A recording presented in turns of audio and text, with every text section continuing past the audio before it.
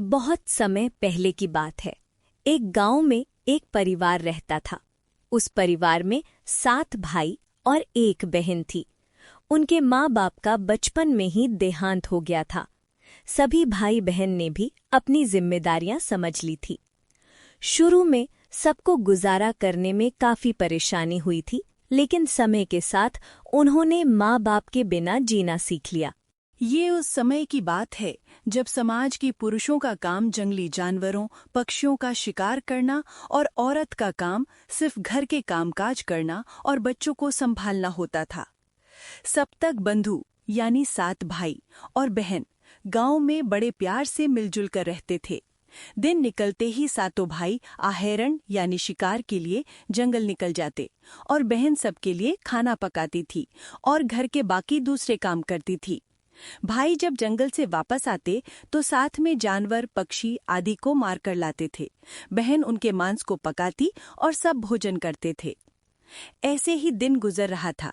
एक दिन 7 भाई जंगल में शिकार करने के लिए गए थे।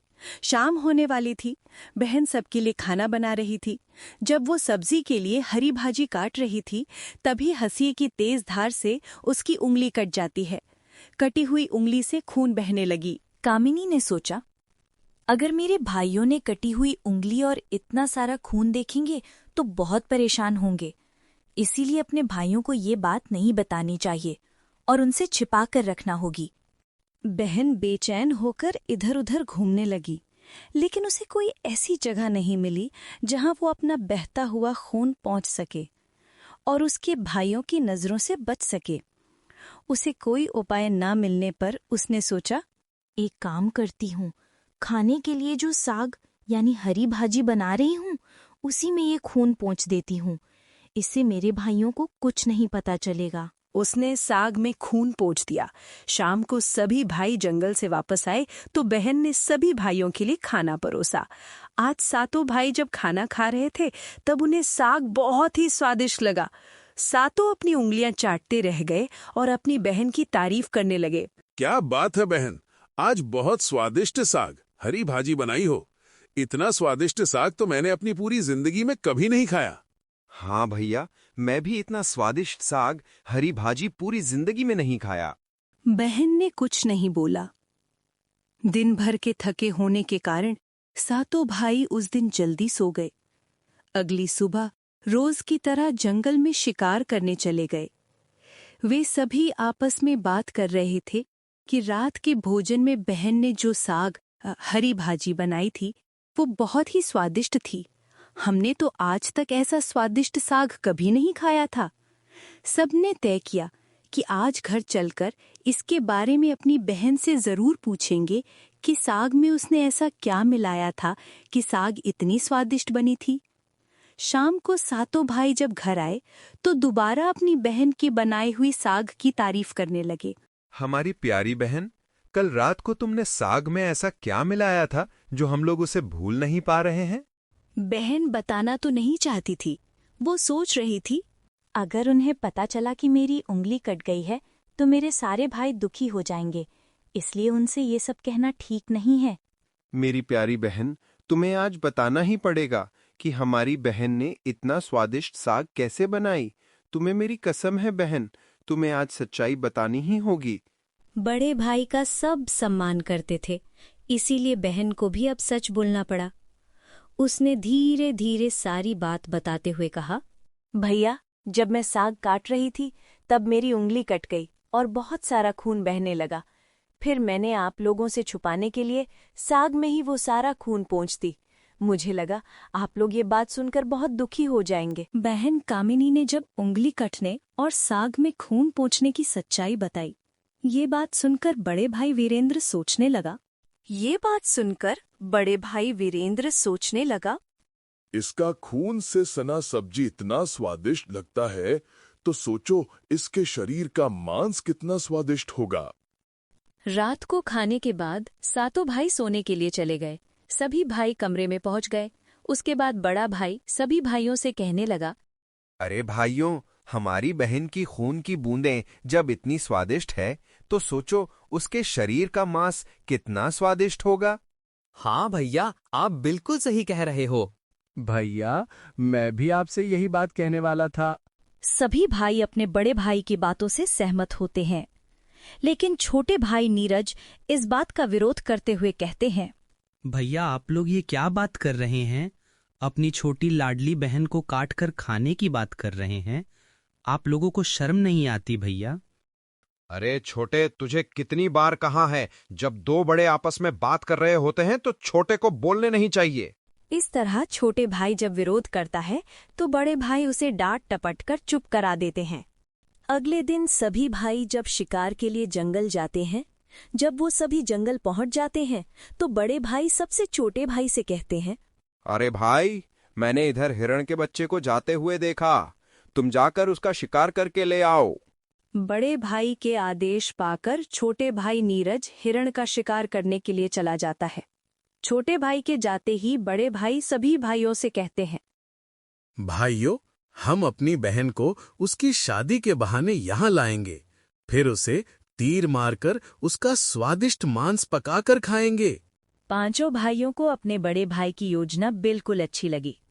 शिकार करने के बाद सभी भाइयों ने मिलकर एक टीले पर बांस का एक चबूतरा बनाया। उनकी योजना ये थी कि बहन को बहला फुसला कर यहाँ लाएंगे और तीर मारकर अपनी बहन की हत्या कर देंगे और यहीं उसका स्वादिष्ट मांस पका कर खाएंगे। अगले दिन बड़े भाई ने अपनी बहन से कहा, मेरी प्यारी बहन, अब तुम बड़ी हो गई हो और शादी के लायक हो गई हो, तो मैंने तुम्हारे लिए एक सुंदर से वर की तलाश की है और हम उसको देखने के लिए जा रहे हैं। इसलिए तुम भी जल्दी तैयार हो जाओ और हमारे साथ चलो। बहन शादी की बात से बहुत खुश हो गई। वो तुरंत तैयार हो गई और भाइयों के साथ जाने लगी। चलते चलते जब बहन थक गई तो बड़े भाई से पूछने लगी, भैया मैं चलती चलती थक गई हूँ, मेरा ससुराल अब भी कितना दूर है? बहन, बस अभी कुछ देर में पहुंचने वाले हैं। टीले पर पहुंचते ही बड़े भाई ने अपने छोटे भाइयों से बोला। बड़े भाई का आदेश पाकर सभी भाई मिलजुल कर बहन को बांधने लगे। बहन को कुछ समझ नहीं आ रहा था कि उनके भाई ऐसा क्यों कर रहे हैं। तभी उसके छोटे भाई, जो 6 भाइयों में से है, बड़े भाई से कहते हैं, मैं आपसे हाथ जोड़कर विनती करता हूँ भैया, आप बहन को मत मारो। छोटे भैया, आप ये क्या कह रहे हो? भला मुझे बड़े भैया लोग क्यों मारेंगे? तब छोटे भाई ने बहन को सारी बात बताई। ये सुनकर बहन के पैरों तले जमीन खिसक गई। अपने सभी भाइयों को हत्यारे के रूप में देखकर बहन का हृदय हाहाकार करने लगा। वो समझ नहीं पा रही थी कि इतना प्यार करने वाले भाई आज मुझे मारने जा रहे हैं। वो ईश्वर को याद करते हुए बोली, भगवान, अब तुम ही मेरे सहारा हो। मेरे 6 भाई मेरी हत्या करना चाहते हैं। इनमें से कोई ऐसा नहीं है जिसके दिल में मेरे लिए दया और प्रेम हो। अपनी बहन की बातें सुनकर 7वां भाई नीरज द्रवित हो उठा। बहन की पुकार पर वो तड़प कर रह गया, परंतु उसे 6 बड़े भाइयों को रोकने का साहस नहीं हुआ।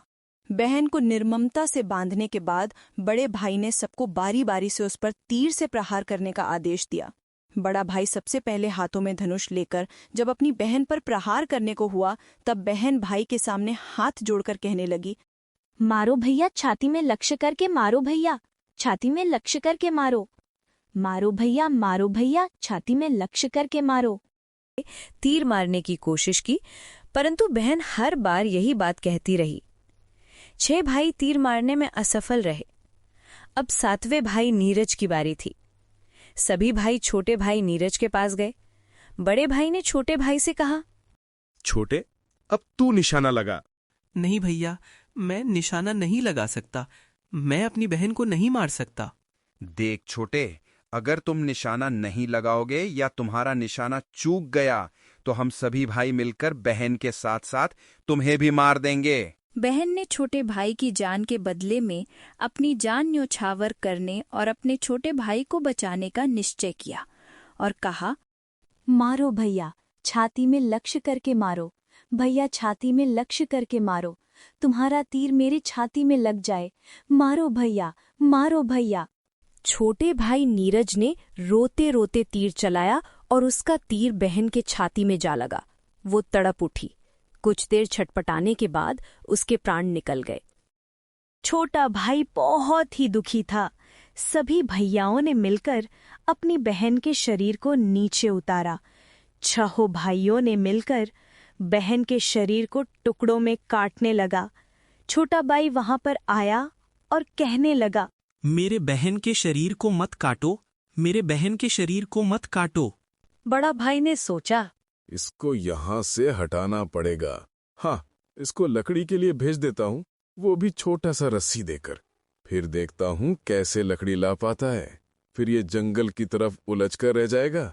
फिर हम आराम से बहन के शरीर को टुकड़े टुकड़े कर पाएंगे। अब छोटा भाई जंगल की तरफ चला जाता है और लकड़ियां इकट्ठा करने लग जाता है। कुछ ही देर में उसने बहुत सारी लकड़ियां इकट्ठा कर ली। अब उसने सारी लकड़ियों को बांधकर लाना चाहा, पर उसके बड़े भाई ने उसे बहुत छोटा सा रस्सी दिया था, जिसकी वजह से वो लकड़ियों को बांध नहीं पा रहा था। फिर वो उसी जगह बैठकर रोने लगा। तभी उसके सामने एक नाग सांप आया और कहने लगा, तुम क्यों रो रहे हो? मुझे बड़े भाई ने बहुत सारी लकड़ी लाने को कहा है और रस्सी बहुत छोटी सी दी है। अगर मैं ये सारी लकड़ियां नहीं ले गया तो मेरे भाई मुझे जान से मार डालेंगे। अच्छा अच्छा, तुम रो मत, मैं तुम्हारा मदद करता हूँ।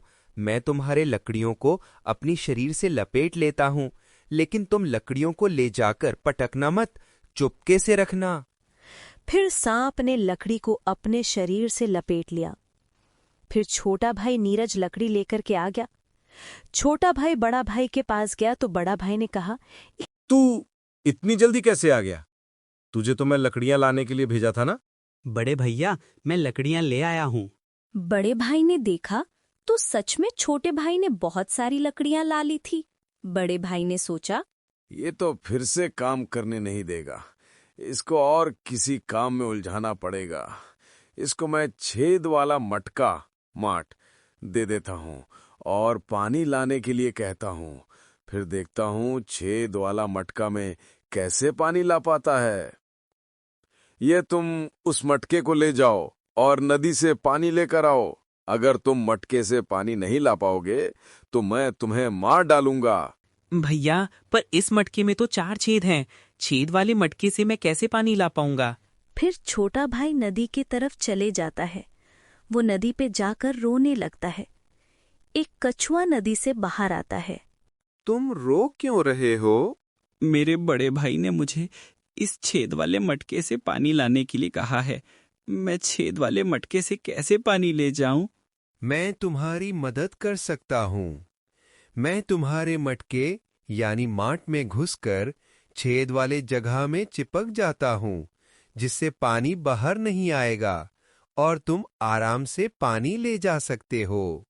कछुआ मटकी माट में घुसकर छेद वाले जगह पर चिपक जाता है। फिर छोटा भाई नदी से मटके माट में पानी भर लेता है। पानी भरते समय 2 मछली और एक केकड़ा पानी के साथ मटकी में घुस जाता है। छोटा भाई पानी लेकर आता है तो देखता है उसके बड़े भाई लोग बहन के मांस को बड़े शौक से पका रहे थे। वह सोचने लगा, ये लोग बहन का मांस पका रहे हैं। पकाने के बाद सभी लोग खाएगा और मुझे भी खाने के लिए बोलेगा, लेकिन मैं अपनी प्यारी बहन का मांस नहीं खा पाऊंगा, और अगर नहीं खाऊंगा तो अन्य भाई मुझे जान से मार देंगे। अब मैं क्या करूं? तभी उसे मटके में 2 मछली और एक केकड़ा दिखाई देता है। वो चुपके से बनते हुए मांस में अपने साथ लाई मछलियां और केकड़े कढ़ाई में डाल दिए और अपना खाने का जुगाड़ कर लिया। जब चावल और मांस तैयार हो गया तो छोटे भाई ने पहले ही अपने बैठने के स्थान पर एक छोटा सा गड्ढा खोद लिया था। जब सभी लोग खाना खा रहे थे तब सबसे छोटे भाई ने अपनी बहन की मांस को चुपके से उस गड्ढे में डाल दिया और मछली चावल खाने लगा। जब सभी लोग बहन की मांस खाता, छोटा भाई मछली की मांस खाता। जब सभी लोग बहन की हड्डी को खाता तो छोटा भाई केकड़े को खाता। जब सभी ने बहन के शरीर का मांस खाकर अपना पेट भर लिए तो बड़े भाई ने 7वें भाई को कहा कि सुन छोटे, सारा जूठन साफ कर दो। छोटा भाई जो बची खुची हड्डियां और शरीर के अन्य भाग हैं इकट्ठा करके जमीन में गाड़ के ऊपर से मिट्टी डाल दिया। दिन बीतते गए, कुछ वर्ष के बाद जहाँ पर मिट्टी में बहन के मांस के टुकड़े और हड्डियां गड्ढे में डालकर मिट्टी डाल दिया था, उस स्थान पर एक बहुत सुंदर रूंचे का पौधा यानी बांस का पौधा उगाया। धीरे धीरे वहां रूंचे के पौधों का एक झुंड बन गया। एक बार एक महात्मा उसी रास्ते से जा रहे थे। जब उन्होंने रूंचे का पौधा देखा तो उन्हें बहुत अच्छा लगा। उन्होंने बांस के एक हिस्से को काटकर एक बहुत ही सुंदर बांसुरी बनाई और वो उसे बजा बजाकर दिन भर लोगों के घर जाकर भिक्षा मांगते और बदले में खूब सारा उपदेश देते थे। महात्मा भिक्षा मांगने के लिए उसी गांव में गए जहां उसके सभी भाई रहते थे। उस समय सभी 6 भाइयों की शादी हो चुकी थी, जबकि सबसे छोटा भाई नीरज कंवारा था। जब महात्मा सबसे बड़े भाई वीरेंद्र के घर गए और बांसुरी बजाते हुए भिक्षा मांग रहे थे, तब बांसुरी से आवाज आ रही थी, यही है दुश्मन सबसे बड़ा। बड़े भाई के घर नहीं बाज रे बांसुरी, दया प्रेम सब छोड़कर रिश्ते में यही दाग लगाया है। नहीं बाज रे बांसुरी, यही है दुश्मन सबसे बड़ा। बांसुरी से बार बार निकल रही इस तरह की आवाज से बड़े भाई के पसीने छूटने लगे। उसने अपनी पत्नी से महात्मा को तुरंत भिक्षा देकर विदा करने को कहा। उसकी पत्नी ने जल्दी से भिक्षा देकर महात्मा को जाने को कहा। इसी तरह महात्मा सभी बड़े 6 भाइयों के द्वार पर गए और भिक्षा मांगते। सभी के द्वार पर कदम रखते ही बांसुरी से स्वयं ये आवाज आने लगती। उन्होंने भी अपनी पत्नी को तुरंत ही कुछ भिक्षा देकर महात्मा को विदा करने को कहा। फिर बांसुरी से आवाज आई, बाजो रे बांसुरी, मेरे सबसे छोटे भाई के घर। मन की बात मन में छिपाकर युग युग से रखा है। बाजो रे बांसुरी, यही है मेरे सबसे प्यारे भाई का घर। महात्मा की बांसुरी से इतनी प्यारी और दिलचस्प आवाज आते ही छोटे भाई नीरज ने उन्हें सम्मान के साथ अपने घर में बैठने के लिए बुलाया और जलपान से उनका सत्कार किया। उसके बाद बांसुरी के विषय में चर्चा होने लगी। महात्मा जी, आपने यह बांसुरी कहाँ से ली है? बालक, जब मैं रास्ते में आ रहा था तो मुझे एक रूंचे का पौधा यानी बांस का पौधा दिखा। वह मुझे बहुत ही प्यारा लगा। तब मैंने उसको काटकर ये मधुर बांसुरी बनाई है। महात्मा जी, क्या आप मुझे ये बांसुरी दे सकते हैं? पता नहीं क्यों ये बांसुरी मुझे मेरी बहन की याद दिला रही है। छोटे भाई नीरज ने उस बांसुरी को लेने की प्रार्थना की तो महात्मा ने उसे वो बांसुरी सौंप दी। महात्मा के चले जाने के बाद छोटे भाई ने उस बांसुरी को अपने बिस्तर के सिरहाने की तरफ साफ सुथरे स्थान पर रख दिया। कुछ दिनों के बाद छोटे भाई के घर में परिवर्तन दिखाई देने लगा। जब वो काम से घर लौटकर आता तो सारा घर साफ सुथरा रहता और सारा सामान सजाया हुआ रहता।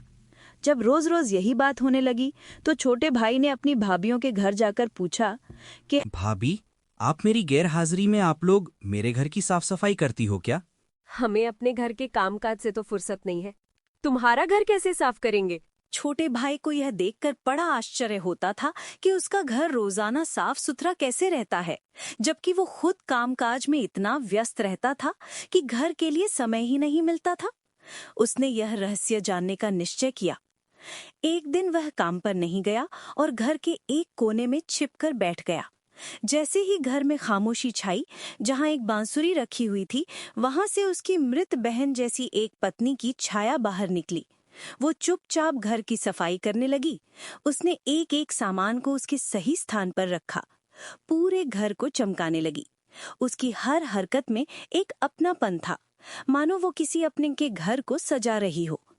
युवती ने धीरे धीरे अपना काम खत्म किया और फिर जैसे आई थी वैसे ही उस बांसुरी में समा गई। छोटा भाई ये सब देखकर हिल भी नहीं पा रहा था। जब वो पूरी तरह बांसुरी में समा गई, तब जाकर उसने राहत की सांस ली। अगले दिन वो तुरंत जंगल में एक प्रसिद्ध साधु बाबा के पास गया। उसने साधु बाबा को बताया, महाराज, मेरा घर अपने आप साफ हो जाता है। मेरी बहन जैसी दिखने वाली एक छाया एक बांसुरी से निकलती है और मेरा घर पूरा साफ कर देती है। उसके काम करने के तरीके में पूरा अपनापन होता है। बेटा, ये कोई साधारण घटना नहीं है। मैं तुम्हें एक उपाय बताता हूँ, तुम ध्यान से सुनो। जब वो तुम्हारी बहन जैसी दिखने वाली लड़की की छाया उस बांसुरी से बाहर आए, तुम तुरंत उस बांसुरी को आग में डाल देना और उस लड़की की छाया पर गंगा जल छिड़क देना। इससे वो आत्मा अपने पुराने शरीर के बंधन से मुक्त हो जाएगी और मानव रूप में लौट आएगी। लेकिन याद रखना, अगर तुम ये करने में जरा भी देर करोगे तो शायद वो हमेशा के लिए गायब हो जाएगी। छोटे भाई नीरज ने साधु बाबा की बात को गंभीरता से लिया। उसने तय किया कि वो अगले दिन ही ये उपाय करेगा। अगले दिन भी वो काम पर नहीं गया।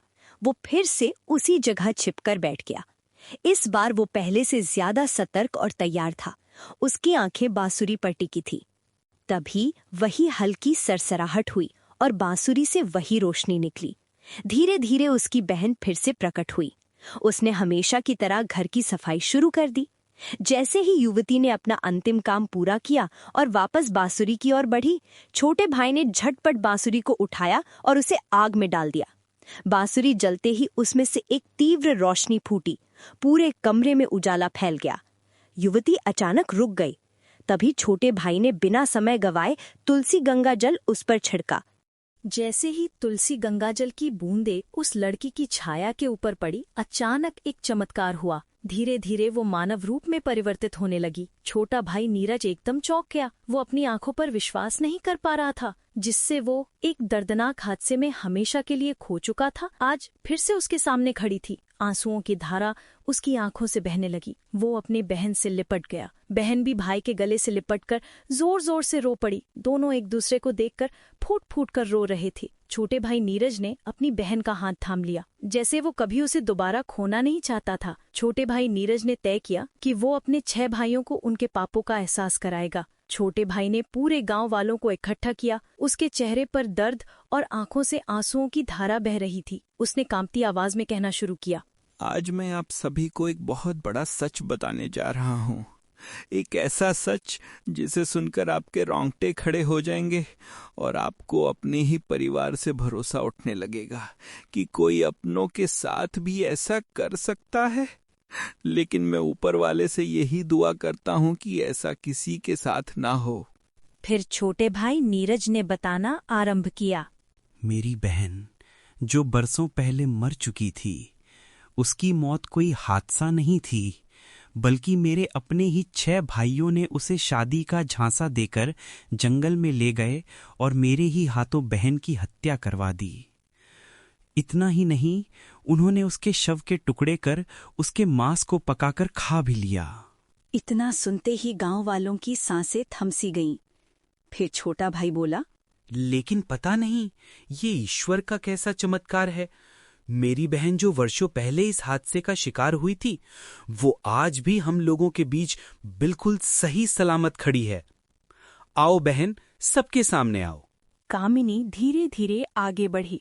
जब वो सबके सामने आई तो उसे देखकर सभी की आंखें फटी की फटी रह गईं। किसी को भी अपनी आंखों पर यकीन ही नहीं हो रहा था कि जो लड़की वर्षों पहले मर चुकी थी, वो आज उन सबके सामने खड़ी है, बिल्कुल वैसे ही जैसे पहले थी। किसी को भी इस चमत्कार पर भरोसा नहीं हो रहा था, लेकिन सच तो यही था कि उसका पुनर्जन्म हुआ है। गांव वालों को छोटे भाई की बातें सुनकर और उसको बहन पर हुए अत्याचार को देखकर सभी की आंखें नम हो गईं। बहन के पुनर्जनन की बात जब 6 भाइयों तक पहुंची तो मानो जैसे उनके पैरों तले जमीन खिसक गई हो।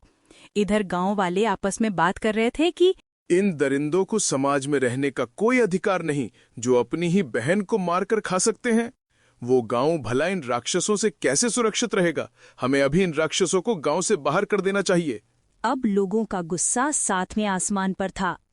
गांव के बड़े बुजुर्गों ने विचार किया कि हमें इन पापियों को सजा देना ही होगा। अगर आज इन्हें छोड़ दिया गया तो पता नहीं आए दिन ये किसके लिए कब और कैसी मुसीबत बन जाएगी। तभी बड़े बुजुर्गों का आदेश पाकर गांव के कुछ लोग 6 भाइयों के घर गए और उनको घसीटते हुए सभी के सामने ले आए। डर के मारे सभी भाइयों की हालत बहुत ज्यादा खराब हो चुकी थी। अब गांव वालों ने फैसला सुनाया कि इन दुराचारियों को लाठियों और डंडों से पीटते हुए गांव की सीमा तक छोड़ा जाए, और याद रहे, आज के बाद ये कभी भी इस गांव में दिखाई नहीं देनी चाहिए। इतना सुनते ही 6 भाई गांव वालों के सामने गिड़गिड़ाकर अपनी जिंदगी की भीख मांगने लगे। लेकिन उनकी काली करतूतों को जानकर किसी को भी उन पर दया नहीं आई। यहाँ तक कि उनकी पत्नियां भी उनकी घिनौनी हरकतों को जानकर उनको हमेशा के लिए छोड़कर अपने मायके चली गईं। इधर लोगों की आंखों में गुस्से की ज्वाला भड़क रही थी। अब 6 भाइयों को लग रहा था कि आज उनकी जिंदगी का आखिरी पल है और अब उन्हें बचाने के लिए कोई आगे नहीं आएगा। ये सब सोचकर उनका रो लो कर बुरा हाल हो गया था। लेकिन तभी उनकी ऐसी दुर्दशा और बेबस हालत को देख बहन कामिनी से रहा नहीं गया और वो उनको बचाने के लिए आगे आई और रोते हुए गांव वालों से बोली, मैं मानती हूँ कि मेरे भाइयों की गलती माफ़ी के लायक नहीं है, लेकिन हैं तो ये मेरे अपने ही भाई। इन्हें अपनी गलती का एहसास हो चुका है। मैं आप सभी से हाथ जोड़कर विनती करती हूँ कि इन्हें अपनी गलतियों को सुधारने का एक मौका दीजिए। बहन रोते हुए गांव वालों से मिन्नतें कर रही थी। ये सब देखकर 6 भाइयों का हृदय कांप उठा। वे आपस में एक दूसरे से कहने लगे कि जिस बहन के ऊपर हम लोगों ने इतना अत्याचार किया, आज वही हमें बचाने के लिए सामने खड़ी है। उन्हें अपनी गलतियों पर गहरा पछतावा होने लगा और वे फूट फूट कर रोने लगे। बहन का अपने भाइयों के प्रति प्रेम और क्षमा भाव को देखकर गांव वालों का हृदय भी पिघल गया। उन्होंने भाइयों को माफ कर दिया। भाई को माफ होते देख बहन बहुत खुश हुई और उनके पास गई। तभी सभी भाई रोते हुए बहन के सामने हाथ जोड़कर अपने किए की माफी मांग रहे थे और अपनी गलतियों को कोस रहे थे। बहन से अपने भाइयों की आंखों में आंसू देखे नहीं गए और वो खुशी खुशी अपने भाइयों को माफ कर दी। सभी भाई बहन से लिपट कर रो पड़े। ये सब देख गांव वालों की भी आंखों में आंसू झलक पड़े। 7 भाई मिलकर अपनी बहन को अपने घर ले जाकर खुशी खुशी रहने लगे। बड़े भाई वीरेंद्र ने कठोरता दिखाते हुए तीर चलाया, पर उसका निशाना चूक गया और वह दूर जा गिरा। उसके बाद अब दूसरा भाई तीर मारने को तैयार हुआ। बहन ने उसके आगे भी हाथ जोड़कर वही बात बोली, मारो भैया, छाती में लक्ष्य करके मारो भैया, छाती में लक्ष्य करके मारो, मारो भैया, छाती में लक्ष्य करके मारो, मारो भैया, छाती में लक्ष्य करके मारो भैया, छाती में लक्ष्य करके मारो, मारो भैया, छाती में लक्ष्य करके मारो। इसी तरह एक एक करके सभी भाइयों ने बारी बारी से बहन की छाती में लक्ष्य करके